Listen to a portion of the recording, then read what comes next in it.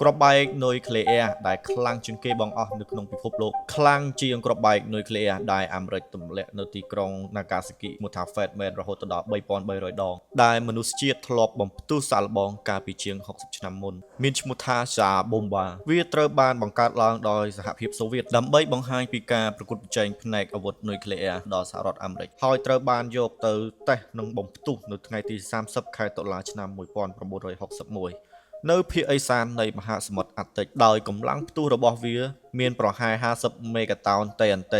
វាអាចបំផ្លាញអ្វីៗឲ្យខ្លាចជាផេះក្នុងរង្វង់35 គីឡូម៉ែត្រអណ្ដាតភ្លើងរាងសិតរបស់វាមានកម្ពស់រហូតដល់60 គីឡូម៉ែត្រហើយរលកនៃការផ្ទុះនឹងរយៈចម្ងាយដែលអាចមើលឃើញលើសពី 1000 គីឡូម៉ែត្ររហូតមកទល់បច្ចុប្បន្នក៏មិនមានការបំផ្ទុះឬមួយក៏សាកល្បងគ្រាប់បែកនុយក្លេអ៊ែរដែលខ្លាំងជាងសារបូបានេះដែរវាគឺជាលើកដំបូងហើយក៏ជាលើកចុងក្រោយ